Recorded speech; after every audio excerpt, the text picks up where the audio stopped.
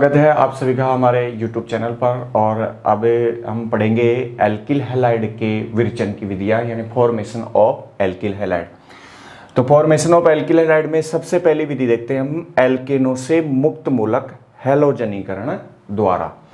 Alkene सूर्य के पराबैंगनी प्रकाश की उपस्थिति में मुक्त मूलक हैलोजनीकरण, मुक्त मूलक प्रतिस्थापन अभिक्रिया के द्वारा, यानी क्लोरीनीकरण और ब्रोमीनीकरण, यानी इसमें कौन कौन अभिक्रिया कर रहे हैं, क्लोरीन और ब्रोमीन दोनों, तथा जो मोनो और पॉली हेलो एल्केन का जटिल मिश्रण प्राप्त होता है। यहाँ पे मोनो हेलो एल्केन भी बनते हैं और पॉली हेलो एल्केन भी बनते हैं, इसलिए इसको शुद्ध यौगिकों में से पृथक करना कठिन होता है। उसके बाद रिएक्शन देखते हैं, तो ये रिएक्शन है अपने पास में, यहाँ पे एन ब्यूटिल है। एन ब्यूटिल की रिएक्शन जब क्लोरीन से करवा रहे हैं पराबैंगनी प्रकाश की उपस्थिति में या उच्च ताप पर, जैसे उष्मा लिख दिया अपन ने यहाँ पे, तो क्लोरीन जो है मुक्त मूलक प्रतिस्थापन के द्वारा इस तरीके से सेकेंडरी ब्यूटिल क्लोराइड भी बना सकता है और यहाँ पर एन ब्यूटिल क्लोराइड भी ये बना सकता है। तो ये अपने को एक मिश्रण प्राप्त होता है, मिश्रण प्राप्त होता है, तो इसको पृथक करना एक कठिन कार्य होता है, इसलिए अपन इस विधि को ज़्यादा प्रयोग में नहीं लेते हैं। हैलोजनीकरण में हैलोजन की क्रियाशीलता का क्रम होता है, फ्लोरीन सबसे ज़्यादा क्रियाशील होती है, क्लोरीन उससे कम, ब्रोमीन उससे कम और आयोडीन सबसे कम क्रियाशील होती है। यहाँ पे अपन देखें तो एल्कीन की फ्लोरीन के साथ अभिक्रिया ऊष्मा सेपी होती है, यानी ऊष्मा उत्सर्जित होगी और यह अभिक्रिया अत्यंत तीव्र गति से होती है, विस्फोटक होती है, इसलिए इस अभिक्रिया को नियंत्रित नहीं किया जा सकता। इसलिए हम फ्लोरीन वाले जो फ्लोरो एल्केन है वो हम यहाँ पे इस अभिक्रिया से नहीं बनाते हैं। उसके बाद आता है एल्केन की आयोडीन के साथ अभिक्रिया ऊष्मा शोषी होती है और उत्क्रमणीय होती है। उत्क्रमणीय होगी तो यहाँ जो जैसे इसमें HCl बना है यहाँ पर, तो ऐसे ही उसमें HI बनेगा। तो इस तरीके से अपन देख सकते हैं, जैसे यहाँ पे मान लो इस तरीके से रिएक्शन है CH3 CH2 CH3 और यहाँ पर अपन ने आयोडीन लिया है, वही HNu या उष्मा अपन ने ली है और यहाँ पे रिएक्शन हो रही है CH3 CHI CH3 plus CH3 CH2 CH2I और यहाँ पे बनेगा HI। तो ये HI वापस से इसके साथ में रिएक्ट करके इसको जो है वापस इसमें बदल देगा। तो रिएक्शन कैसी हो जाएगी, यहाँ पे ये उत्क्रमणीय। अब उत्क्रमणीय रिएक्शन को अनुत्क्रमणीय करने के लिए इस HI को हटाना आवश्यक है और इस HI को हटाने के लिए हम ऑक्सीकारकों का प्रयोग करते हैं, जैसे HNO3 या HiO3। तो HNO3 या HiO3 ऑक्सीकारक, जब HI को ऑक्सीकृत कर देंगे तो ये अभिक्रिया कैसी हो जाएगी, अनुत्क्रमणीय। ठीक है, तो अब हम देखते हैं दूसरा, जो इसकी क्रियाविधि को देख लेते हैं किस प्रकार से यहाँ पे क्रिया हो रही है। तो एल्किल हैलाइडों का जो विरचन है हैलोजनीकरण के द्वारा, मुक्त मूलक हैलोजनीकरण द्वारा, उसकी क्रियाविधि को देखते हैं किस तरीके से मुक्त मूलक क्रियाविधि होती है। यहाँ पे है अब क्रियाविधि, तो क्रियाविधि किस तरीके से होगी, तो यहाँ पे 2-3 स्टेप में ये रिएक्शन होती है। जैसे क्रियाविधि में फर्स्ट स्टेप अपन लेते हैं, सूर्य के प्रकाश की उपस्थिति में ये जो क्लोरीन है, ये क्लोरीन मुक्त मूलक, यहाँ पे जो बंद है इसका समांश विदलन होगा और यहाँ पे मुक्त मूलक बनेंगे, तो यहाँ समांश विदलन होगा और दोनों जो 2 इलेक्ट्रॉन लगे हुए हैं, दोनों अपने अपने इलेक्ट्रॉन्स जो है उन परमाणुओं के पास चले जाते हैं और यहाँ बनता है Cl फ्री रेडिकल और दूसरा बन गया अपने पास में यहाँ पे Cl फ्री रेडिकल। अब दूसरी स्टेप में क्या होगा, ये जो Cl फ्री रेडिकल बना है, जैसे अपने पास में यहाँ मान लो हम जो है मैथेन को ले रहे हैं, तो Cl जो है फ्री रेडिकल, ये फ्री रेडिकल वापस से इसके साथ में मैथेन के साथ में रिएक्ट करेगा और यहाँ मैथेन से हम देख सकते हैं कि CH3 और H को यहाँ पे, तो H वापस से फ्री रेडिकल बनेगा, यहाँ पे इधर मैथिल फ्री रेडिकल बनेगा, तो यहाँ से बनेगा अपने को मिला CH3 फ्री रेडिकल और जो H फ्री रेडिकल बनेगा, हाइड्रोजन फ्री रेडिकल, हाइड्रोजन मुक्त मूलक बनेगा, वो क्लोरीन के साथ जुड़ करके HCl बना देगा। ठीक है, और वापस से फिर अपन अगले स्टेप में देखें तो ये जो CH3 मुक्त मूलक है, या कहो कि अगला जो अणु है CH3 का, CH3 मुक्त मूलक है, ये इस क्लोरीन मुक्त मूलक से जुड़ेगा और क्या बनाएगा, CH3Cl। ठीक है, और फिर अगली स्टेप में इसी तरीके से रिएक्शन चलती जाएगी, वापस से Cl जो है वो टूटेगा, यहाँ वापस से Cl इसी तरीके से समान से विदलन होगा बॉन्ड का और Cl फ्री रेडिकल बन जाएंगे। ठीक है, Cl फ्री रेडिकल, ये फ्री रेडिकल वापस से इसके साथ में रिएक्ट कर सकते हैं। CH3Cl के साथ फ्री रेडिकल अगर यहाँ पे रिएक्ट करता है तो यहाँ बनता है CH2Cl free radical plus HCl। ये फ्री रेडिकल वापस से इसके साथ में जुड़ सकता है, तो CH2Cl free radical plus chlorine free radical वापस से जुड़ के इसके साथ बना देगा CH2Cl2। ठीक है, तो इस तरीके से रिएक्शन चलती जाएगी और अपने को यहाँ पे देख सकते हैं मोनो हेलो एल्केन मिला और यहाँ पे डाई हेलो एल्केन मिल रहा है। तो इस तरीके से पॉली हेलो एल्केनों का एक जटिल मिश्रण अपने को देखने को मिलता है। नेक्स्ट अभिक्रिया है एल्किनो से ही पढ़ रहे हैं हम, हेलोजन के संयोजन द्वारा। तो एल्किनो से हेलोजन के संयोजन में ये एल्किन ली है अपन ने CH2 डबल बॉन्ड CH2 और इस पर संयोजन करवाते हैं Br2 का, ब्रोमीन का, जिसका रंग लाल होता है। ब्रोमीन कार्बन टेट्राक्लोराइड में घुली हुई होती है। तो इस ब्रोमीन का जब इस पे अभिक्रिया करवाई जाती है तो हमें मिलता है विस डाई ब्रोमाइड। ये ब्रोमीन जो है वो दोनों डबल बॉन्ड टूटेगा और दोनों कार्बन परमाणुओं पे जुड़ जाएगी, तो मिलेगा हमको विस डाई ब्रोमाइड।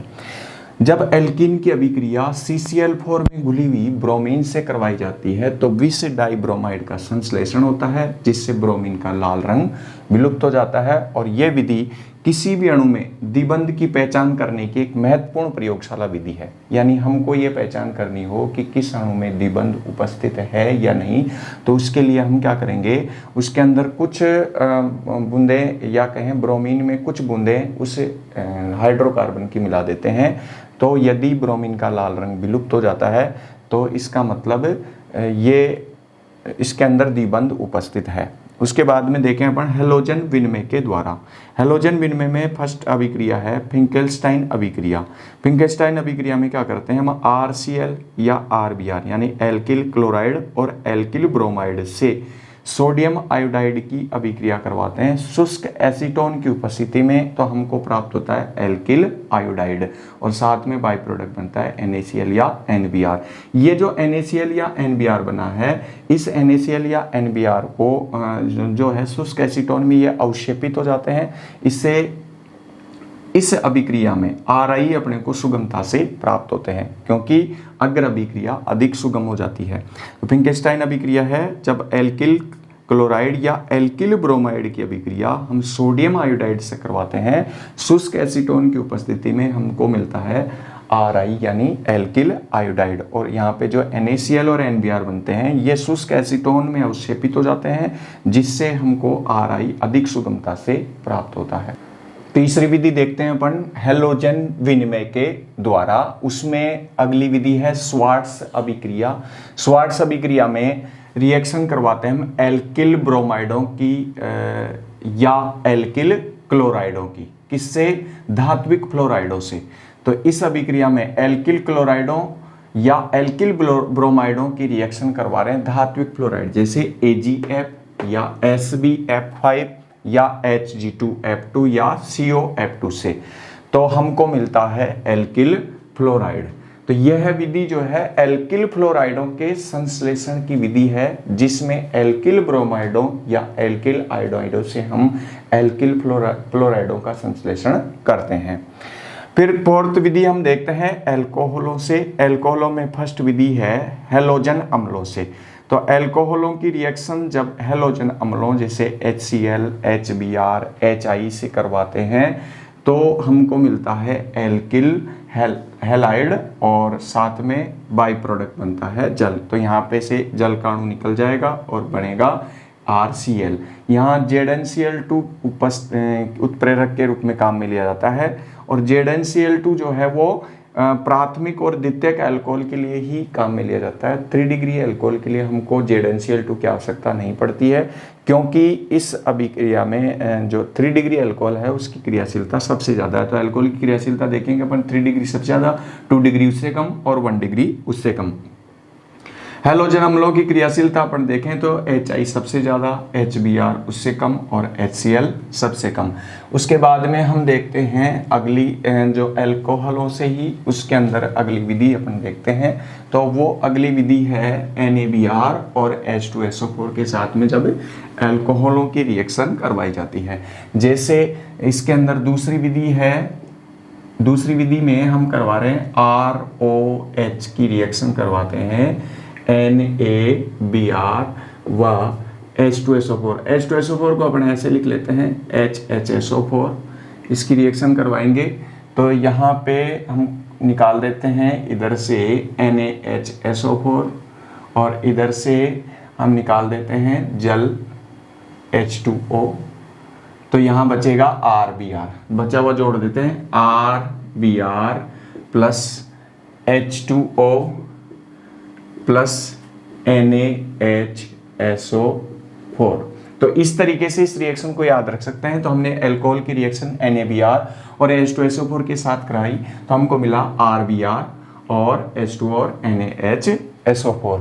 उसके बाद में थर्ड रिएक्शन है जब हम ROH की रिएक्शन करवाते हैं PX3, यानी X हो सकता है यहाँ पे PCl3 या PBr3।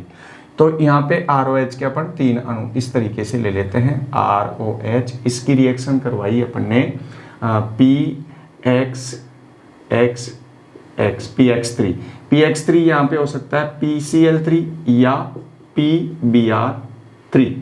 तो यहाँ हम निकाल देते हैं इधर से, ये क्या बना है, ये बना है अपने पास में H3PO3। तो मेन प्रोडक्ट को पहले लिखते हैं अपन, R3RX बनेंगे यहाँ पे प्लस H3PO3। H3PO3 फॉस्फोरस अम्ल साथ एल्किल हैलाइड बना है।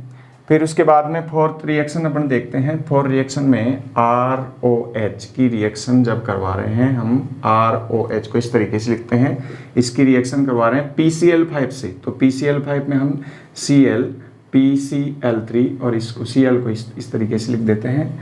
तो यहाँ पे HCl निकल जाएगा, ठीक है, ये POCl3 यहाँ से निकल जाएगा और बचा क्या, RCl। तो बनेगा RCl plus POCl3 plus HCl। POCl3 को कहते हैं अपन फॉस्फोरस ऑक्सी ट्राइक्लोराइड। उसके बाद में देखते हैं हम नेक्स्ट रिएक्शन है अल्कोहल की रिएक्शन जब हम करवाते हैं किसी हैलोजन से और साथ में लाल फास्फोरस को लेते हैं। तो नेक्स्ट रिएक्शन है, फिफ्थ रिएक्शन है जब ROH की रिएक्शन करवा रहे हैं हम X2 से। X2 यहाँ पे हो सकता है Cl2 या Br2 और इसको जो है लाल फास्फोरस के साथ में हम गर्म कर रहे हैं तो हमको मिलता है RX। ठीक है, इस रिएक्शन को देखते हैं। पहले क्या होता है यहाँ पर पहले फास्फोरस जो है वो हैलोजन के साथ में रिएक्शन करता है। तो ये रिएक्शन होती है यहाँ पे 2P+3X2, यहाँ से बनता है PX3।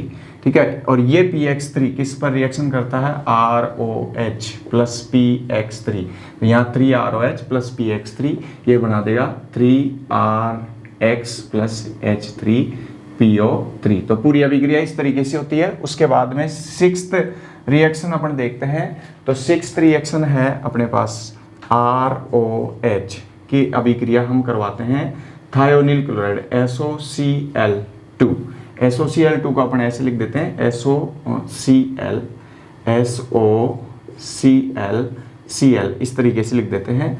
तो यहाँ से निकलेगा एक HCl और यहाँ से निकल जाएगा ये SO2 और अपने पास क्या बना है RCl plus HCl plus SO2। SO2 gas है और HCl भी गैस है। तो थायोनिल क्लोराइड, इसको कहते हैं अपन थायोनिल क्लोराइड, थायोनिल क्लोराइड। तो अल्कोहल की जब रिएक्शन करवाते हैं थायोनिल क्लोराइड से, तो इस अभिक्रिया में जो सह उत्पाद बनते हैं HCl और SO2, ये दोनों ही गैसें होते हैं। तो अभिक्रिया मिश्रण से ये दोनों अपने आप पृथक हो जाते हैं, हमको शुद्ध RCl मिलता है। इसलिए इस अभिक्रिया को एल्किल हैलाइडों के संश्लेषण के लिए सर्वोत्तम माना जाता है। सबसे ज्यादा प्राथमिकता इसी अभिक्रिया को दी जाती है। क्यों दी जाती है? क्योंकि इस अभिक्रिया में HCl और SO2 जो सह उत्पाद बने हैं वो दोनों गैसें हैं और अभिक्रिया मिश्रण से स्वतः ही पृथक हो जाते हैं, तो हमें शुद्ध एल्किल हैलाइड प्राप्त होता है। तो इस अभिक्रिया को प्राथमिकता दी जाती है। अब यहाँ पे देखेंगे अपन क्या इन विधियों से, किसी इन विधियों से जो है हम